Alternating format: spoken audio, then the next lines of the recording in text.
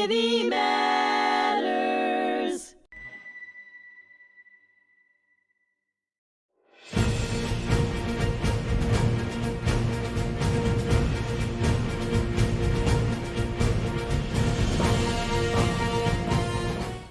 Hello, and thank you for joining me today. I'm your host, Richard Acritelli, and on today's episode of The Fog of War and Humanity on HMTV, my special guest, retired Chief Master Sergeant and Suffolk County Police Officer Jack Brehm, will join me for his second conversation, the second part of his interview about his 2 decades of service in military uniform at the New York Air National Guard 106 Rescue Wing and as a Suffolk County police officer. Jack, we were just talking about your training through SERE school. Can you add any additional information on this school up in Washington State? Well, yeah, after we finished the survival portion, like I said, first it was academics, and then they put you out there and you escape and evade. They have people looking for you, helicopters flying overhead, trying to locate your position as you're moving as a team. You're eating whatever you can find and catch and snare, and then they lead you down, and every day you're given coordinates you got to move to. So you got to evade, but move to a certain coordinate. Well, of course, it's a trap, but they give us coordinates, and as we move into this pinch point, we're all captured. All right, so they capture you. What type of language were they speaking to you? Well, it was Russian. It was all Russian. I mean, yelling and screaming in Russian. The first thing they did was zip tie your hands behind your back. Then they put laundry bags over your head, zipped them around your neck, and then threw you in a truck, drove you around for a while. But when they take the bag off, you are now in a prisoner of war camp. How many days did this last for? The prisoner of war camp itself was only 72 hours, I think 3 days. But believe me, it's a realistic 72 hours. And at what point did you start doubting kind of where you were, and what did you have to tell yourself at this moment within these 72 hours in terms of what you were going through? Pretty much in the first 5 minutes, you're doubting, is this real? Because it feels real. I mean, they're yelling and screaming in Russian. They're physically manhandling you. And you can keep telling yourself, I know I'm in Washington State. I know I'm somewhere on an Air Force Reserve, and I know that these are instructors or whatever, but it doesn't feel that way. Now, what was it like to be finished with the SERE training? It must have been like, wow, I'm just glad to be through this here, right? Well, the most emotional part is when you go through SERE training, they do all kinds of things. Then you go through interrogations, and they try and get you to say things against your country or do things that look bad, for propaganda reasons.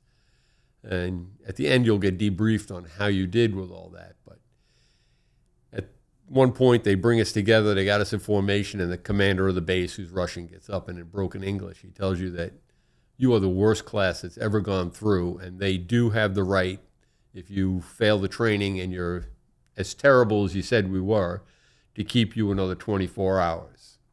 Now, was there ever any moments that you almost got broken at this point? Did they? No. No, right? You just kept on going? Yeah, but at that point, the fact that they thought about another 24 hours and everybody was as disheartened as they could possibly be. I mean, some people were crying. They told us to turn around and salute, and you saluting an empty flagpole, but then they pulled up the Stars and Stripes and played the national anthem. And to this day, I will never forget that. Whenever I hear that at a baseball game or a football game, it's different to a veteran. Definitely the morale, right? It's a different positive song. So now you go from SERE school, you make it through all these different tests, from eating bugs and snakes and turtles and, getting captured, almost thinking that you're being held by the other side. You make it through that.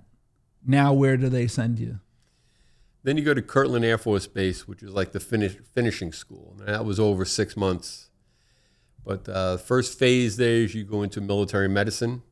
And now you're learning your trade, because that's what a Air Force Pararescue Min is. We're parachuting paramedics who The job description is recover fighter pilots who shot down behind enemy lines, but now today is much broader. It's any military person in physical jeopardy or harm that we're going into rescue in all these theaters now. But that was primarily the job, is to let every fighter pilot know that if you get shot down, we're coming to get you. You have assistance, right? Yeah, There's hope for you, right? We're coming to get you. And right. Now, what were some of the things that they did in the mountains in terms of the training? Well, first it was medical school, because that's your primary job. The whole point of parachute mountain climb scuba diving was to get the medic to the survivor, whatever that took, land, sea, or air. So now you get to Kirtland and your medical phase, then you went to mountain phase, which is mountain climbing, rock climbing with ropes and litters and high angle litter evacuations, and how to pull a fighter pilot off the side of a mountain and lower him down safely, or call a helicopter in and put him in a litter and have him hoisted out, and then you'd have to climb yourself down or whatever. So after mountain phase, then we went into weapons phase, where we were shooting all kinds of weapons, and then you went to aerial operations, where you were learning how to become a crew member on both rotary wing helicopters and fixed wing airplanes, because those were our two main airframes, and they still are today. Rescue still flies in the HC-130 cargo plane, which they would do all their parachute jumps out of, whether that's at 500 feet or 26,000 feet with oxygen and Arctic gear on. Or you're coming in a helicopter and doing a quick hoist recovery, or you're being just inserted to where the pilot is and then left, and for you to find your own way out. Now, were you sleeping in the field? Was there other PJs out there with you, like going over all this? Well, now type of training? We're the class of 8, so we did all of this together. Was it down to 8 at that point? Yes. Wow. Okay. By the time we left in-doc school, we were down to a class of 8. And then from there, you just kept on moving together Yep. through all the different schools. Yeah, correct. So then to this day, you guys must have some bond together. I'm pretty much in contact with almost every single one of them to this day, all these years later. And do you have any reunions coming up or anything like that? Yeah, matter of fact, in June of this year, in Las Vegas, Nevada, we have a reunion. Pararescue is known to be the smallest career field in all the services. There are literally thousands of Navy SEALs, Green Berets, Army Rangers. Pararescue, when I was in, had a career field of 300 people throughout the world. And now I think it's a little over 400, maybe close to 500. But that's still a microscopic career field in all the services. So it's an unbelievable bond, knowing that you did this, but you had people next to you that helped push you through, and you guys supported each other in something that's just not widely done, right? No. Just the numbers alone speak for how difficult this job is, this military position is. If you're in that job for 20 years, like I was, 26 years, you pretty much knew everybody, or you knew of them. You knew the name, and they had a reputation. So, it's a small career field. Now, you graduate. What were your feelings? You graduate, you make it through all this stuff, and they finally give you your beret, give you some of your pins, the things that, your distinction that you're a pararescue jumper. Okay, what were your feelings at that point there?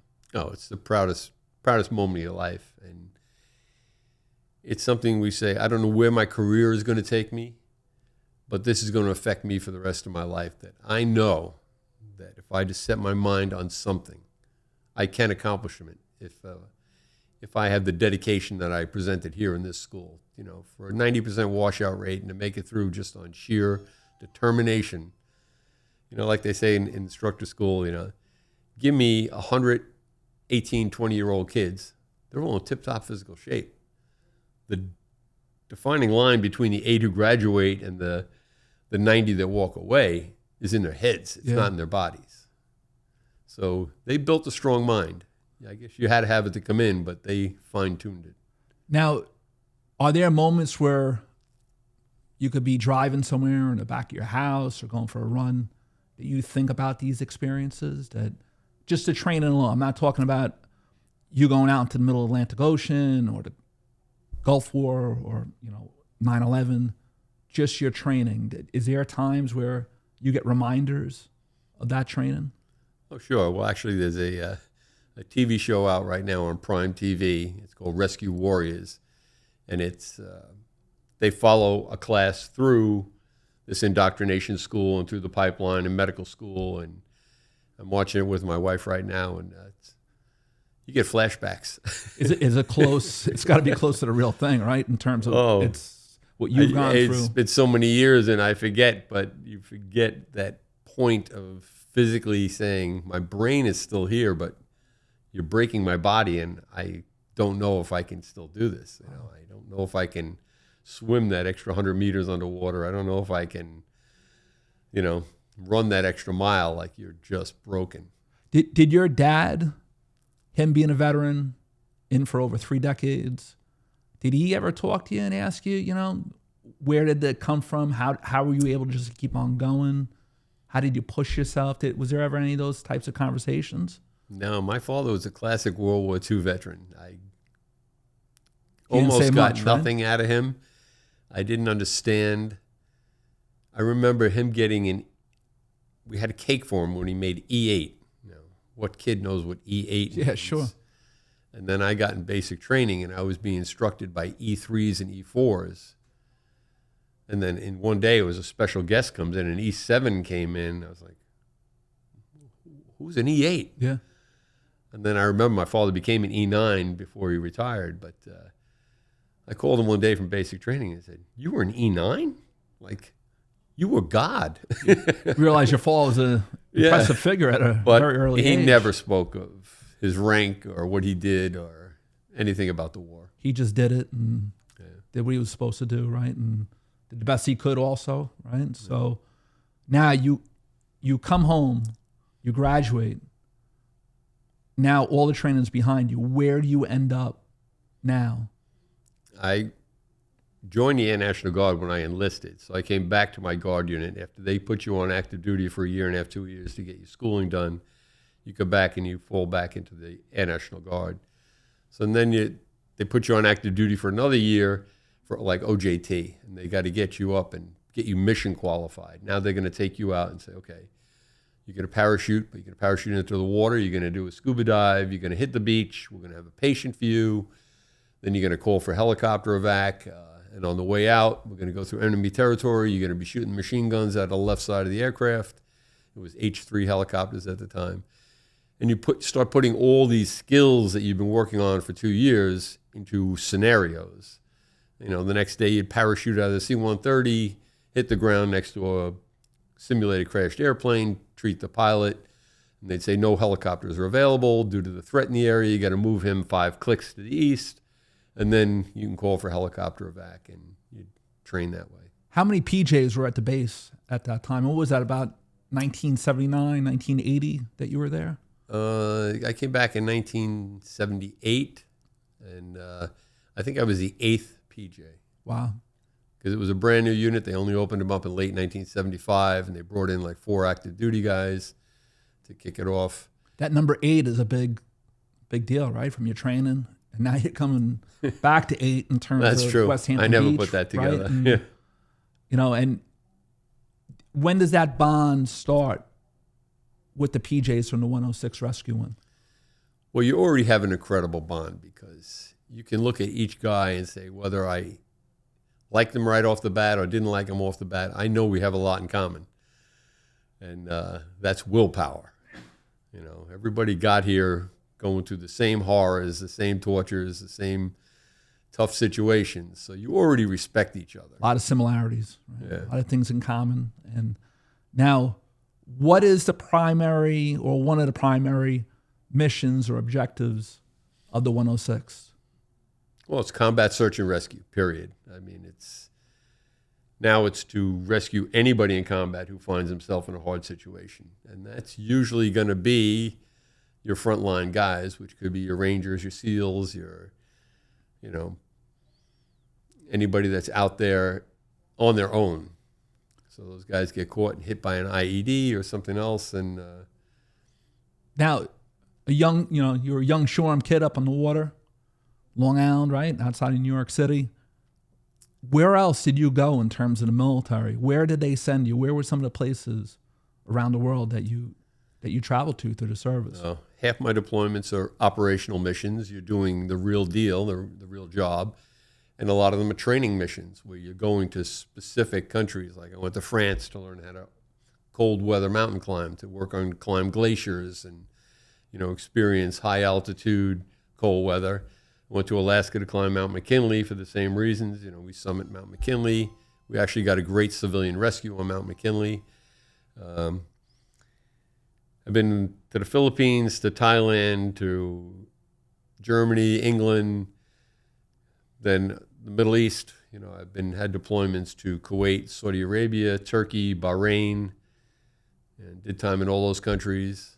So, was there any one country that you liked the most? That you liked the mountain climb? Was that must have been, a great experience for you? Well, I love Alaska. I mean, Alaska is a beautiful country, but everybody asked me that, and I didn't have a favorite place.